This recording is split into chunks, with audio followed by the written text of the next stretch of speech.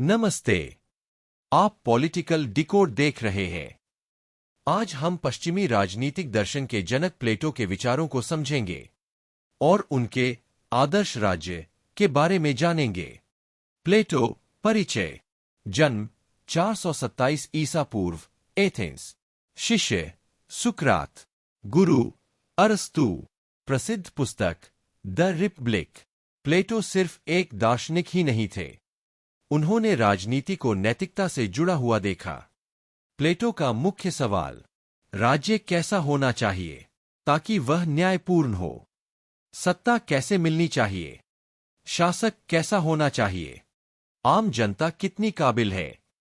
यहीं से आदर्श राज्य का विचार शुरू होता है। आदर्श राज्य। प्लेटो के अनुसार समाज 3 वर्गों में बंटा हुआ है। शासक वर्ग, दार्शनिक राजा, सबसे बुद्धिमान, सत्ता का लालच नहीं, जो सच्चाई और ज्ञान को समझते हैं। सैनिक वर्ग, राज्य की रक्षा, साहस और अनुशासन। उत्पादक वर्ग, किसान, व्यापारी, कारीगर, आर्थिक गतिविधियां। प्लेटो का मानना था कि न्याय तभी संभव है जब हर वर्ग अपना काम करे। प्लेटो ने अपनी प्रसिद्ध पुस्तक द रिपब्लिक में एक आदर्श राज्य की परिकल्पना की है। प्लेटो का मानना था कि राज्य का सबसे महत्वपूर्ण हिस्सा उसका शासक वर्ग है और एक न्यायपूर्ण राज्य तभी संभव है जब उसका शासन एक दार्शनिक राजा के हाथ में हो। प्लेटो के अनुसार दार्शनिक राजा के विचार के मुख्य बिंदु निम्नलिखित है। एक शासन एक कला और विज्ञान है। प्लेटो का प्रसिद्ध कथन है, जब तक दार्शनिक राजा नहीं बनेंगे या इस दुनिया के राजाओं में दर्शन की भावना और शक्ति नहीं आएगी, तब तक राज्यों की बुराइयों का अंत नहीं होगा।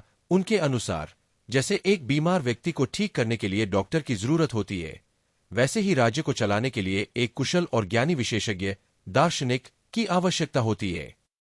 2 आत्मा के गुणों पर आधारित ट्राइपार्टाइट सोल। प्लेटो ने मानव आत्मा के 3 तत्व बताए हैं: विवेक, रीजन, साहस, स्पिरिट, और क्षुधा, वासना, एपेटाइट। दार्शनिक राजा वह है जिसमें विवेक प्रधान होता है। वह सत्य का खोजी होता है और भौतिक सुखों के बजाय ज्ञान के प्रति समर्पित रहता है। 3 कठोर शिक्षा प्रणाली। एक दार्शनिक राजा अचानक पैदा नहीं होता, बल्कि उसे 50 वर्षों की लंबी और कठिन शिक्षा प्रक्रिया से गुजरना पड़ता है। इसमें गणित, संगीत, तर्कशास्त्र और अंत में द्वंद्वात्मक डायलेक्टिक्स का ज्ञान शामिल होता है। 50 साल की उम्र में जब व्यक्ति सत्य के स्वरूप, आइडिया ऑफ गुड, को समझ लेता है, तभी वह शासन करने का पात्र बनता है। 4 दार्शनिकों का साम्यवाद, communism of property and family. शासक वर्ग, राजा और सैनिक को भ्रष्टाचार और मोहमाया से दूर रखने के लिए प्लेटो ने 2 तरह के साम्यवाद का सुझाव दिया। संपत्ति का साम्यवाद, दार्शनिक राजा के पास अपनी कोई निजी संपत्ति या सोना चांदी नहीं होगा, वह राज्य द्वारा दी गई न्यूनतम सुविधाओं में रहेगा। परिवार का साम्यवाद, राजा का अपना कोई निजी परिवार या पत्नी बच्चे नहीं होंगे। इसका उद्देश्य यह था कि राजा भाई भतीजावाद में न फंसे और पूरे राज्य को ही अपना परिवार समझे। 5 असीमित लेकिन मर्यादित शक्तियां। प्लेटो के दार्शनिक राजा पर कानून का कोई बंधन नहीं होता, क्योंकि प्लेटो का मानना था कि ज्ञान का कोई लिखित कानून से ऊपर होना चाहिए। हालांकि वह पूरी तरह निरंकुश नहीं है, उसे राज्य के मूल सिद्धांतों जैसे शिक्षा प्रणाली और न्याय को बनाए रखना अनिवार्य होता है। दार्शनिक राजा के गुण, सत्य का प्रेमी और ज्ञानी, शांत स्वभाव और आत्मनियंत्रण, निस्वार्थ और लोक कल्याण के प्रति समर्पित, भय और मृत्यु से मुक्त। प्लेटो का यह विचार आधुनिक लोकतंत्र के विपरीत लग सकता है, क्योंकि यह लोकतंत्र के बजाय प्रबुद्ध अधिनायकवाद, एनलाइटन डेस्पोटिज्म, का समर्थन करता है, लेकिन इसका मुख्य उद्देश्य राज्य में न्याय की स्थापना करना था। सैनिक वर्ग, द ऑक्सिलरीज। प्लेटो के आदर्श राज्य की संरचना में सैनिक वर्ग, द ऑक्सिलरीज, दूसरा महत्वपूर्ण स्तंभ है। प्लेटो ने समाज को 3 वर्गों में विभाजित किया था और सैनिक वर्ग का स्थान दार्शनिक राजा और उत्पादक वर्ग के बीच में आता है। सैनिक वर्ग के संबंध में प्लेटो के मुख्य विचार यहां दिए गए हैं। 1. आत्मा का तत्व, शौर्य, स्पिरिट। प्लेटो के अनुसार जिस प्रकार दार्शनिक राजा में विवेक, रीजन की प्रधानता होती है, उसी प्रकार सैनिक वर्ग में साहस या शौर्य स्पिरिट तत्व प्रधान होता है। यह वर्ग निडर, उत्साही और राज्य के प्रति समर्पित होता है। 2. मुख्य कार्य राज्य की रक्षा। सैनिक वर्ग का प्राथमिक उत्तरदायित्व राज्य की सुरक्षा करना है। इसमें 2 प्रकार की रक्षा शामिल है। बाहरी रक्षा, विदेशी आक्रमणों से राज्य की सीमाओं को सुरक्षित रखना। आंतरिक रक्षा, राज्य के भीतर शांति और व्यवस्था बनाए रखना और यह सुनिश्चित करना कि उत्पादक वर्ग नियमों का पालन करे। 3. विशेष गुण साहस और अनुशासन। प्लेटो का मानना था कि एक आदर्श सैनिक में केवल शारीरिक शक्ति ही नहीं, बल्कि उच्च स्तर का मानसिक अनुशासन भी होना चाहिए। साहस, इसका अर्थ केवल युद्ध करना नहीं, बल्कि यह जानना है कि किन चीजों से डरना चाहिए और किन से नहीं, सच्चे सिद्धांतों पर अडिग रहना। अनुशासन, सैनिक वर्ग को दार्शनिक राजा के आदेशों का पूरी तरह पालन करना होता है। वे राजा के सहायक के रूप में कार्य करते हैं। 4. शिक्षा और प्रशिक्षण। सैनिक वर्ग को तैयार करने के लिए प्लेटो ने विशेष शिक्षा पर जोर दिया। व्यायाम, जिम्नास्टिक्स, शरीर को स्वस्थ और शक्तिशाली बनाने के लिए। संगीत, म्यूजिक, मन को कोमल, अनुशासित और सांस्कृतिक बनाने के लिए। प्लेटो के अनुसार बिना संगीत के व्यायाम व्यक्ति को क्रूर बना सकता है और बिना व्यायाम के संगीत उसे कमजोर। इसलिए दोनों का संतुलन आवश्यक है। 5. सैनिक वर्ग के लिए साम्यवाद, कम्युनिज्म। दार्शनिक राजा की तरह सैनिक वर्ग पर भी प्लेटो का संपत्ति और परिवार का साम्यवाद लागू होता है। वे निजी संपत्ति नहीं रख सकते। वे सामूहिक बैरकों में रहते हैं और सार्वजनिक भोजनालयों में भोजन करते हैं। उनका अपना निजी परिवार नहीं होता, ताकि उनका पूरा ध्यान केवल राज्य की सेवा और रक्षा पर केंद्रित रहे। उत्पादक वर्ग, द प्रोड्यूसिंग क्लास। प्लेटो के आदर्श राज्य का तीसरा और सबसे बड़ा आधार उत्पादक वर्ग, द प्रोड्यूसिंग क्लास है, जहां शासक और सैनिक वर्ग राज्य की सुरक्षा और प्रशासन संभालते हैं, वहीं उत्पादक वर्ग राज्य की आर्थिक नींव रखता है। प्लेटो के अनुसार उत्पादक वर्ग का विवरण इस प्रकार है। 1. आत्मा का तत्व, क्षुधा या तृष्णा, एपेटाइट। प्लेटो के अनुसार इस वर्ग के व्यक्तियों में आत्मा का क्षुधा, एपेटाइट तत्व प्रबल होता है। इसका अर्थ है भौतिक सुखों, भोजन, संपत्ति और सांसारिक वस्तुओं को प्राप्त करने की इच्छा।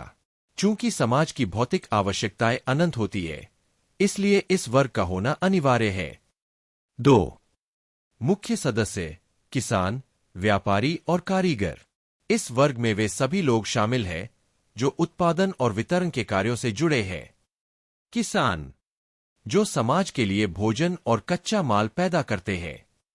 कारीगर, शिल्पी, जो कपड़े, मकान, औजार और अन्य आवश्यक वस्तुओं का निर्माण करते हैं।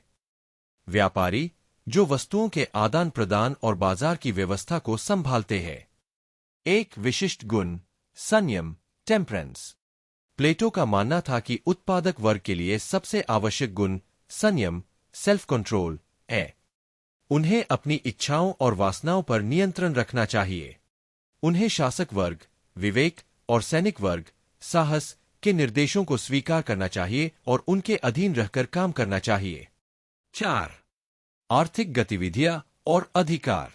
उत्पादक वर्ग की स्थिति शासक और सैनिक वर्ग, जिन्हें प्लेटो अभिभावक वर्ग कहता है, से भिन्न है। संपत्ति का अधिकार। अभिभावक वर्ग के विपरीत उत्पादक वर्ग को निजी संपत्ति रखने और अपना परिवार बढ़ाने की अनुमति है। आर्थिक जिम्मेदारी। राज्य की पूरी अर्थव्यवस्था का भार इसी वर्ग पर होता है। वे उत्पादन करते हैं ताकि संरक्षक वर्ग, शासक और सैनिक बिना किसी चिंता के राज्य की सेवा कर सके। 5. प्लेटो का न्याय और उत्पादक वर्ग। आपने बिल्कुल सही उल्लेख किया है कि प्लेटो के अनुसार न्याय तभी संभव है जब हर वर्ग अपना काम करे। प्लेटो ने इसे कार्य विशिष्टीकरण, फंक्शनल स्पेशलाइजेशन का सिद्धांत कहा है। अहस्तक्षेप, नॉन इंटरफेरेंस। उत्पादक वर्ग का काम केवल उत्पादन करना है। उन्हें शासन की नीतियों या सैन्य कार्यों में हस्तक्षेप नहीं करना चाहिए। स्वधर्म का पालन। जब किसान खेती करता है, सैनिक रक्षा करता है और राजा न्यायपूर्ण शासन करता है, तो समाज में जो सामंजस्य, हार्मनी पैदा होता है, उसे ही प्लेटो ने न्याय कहा है। प्लेटो के विचारों की आलोचना। प्लेटो के आदर्श राज्य और न्याय के सिद्धांत ने राजनीतिक दर्शन की नींव तो रखी, लेकिन उनके विचार अत्यधिक काल्पनिक होने के कारण कई विद्वानों द्वारा आलोचना के केंद्र भी रहे हैं। उनके सबसे बड़े आलोचक उनके अपने शिष्य अरस्तु थे। प्लेटो के विचारों की प्रमुख आलोचनाएं निम्नलिखित है। 1. व्यक्ति की स्वतंत्रता का हनन, अधिनायकवाद। आधुनिक विचारक कार्ल पॉपर ने अपनी पुस्तक the open society and it's enemies में प्लेटो को मुक्त समाज का शत्रु कहा है। प्लेटो का राज्य व्यक्ति को राज्य की एक छोटी इकाई मात्र मानता है। यहां व्यक्ति का अपना कोई स्वतंत्र अस्तित्व नहीं है, उसे केवल राज्य के उद्देश्यों की पूर्ति का साधन माना गया है।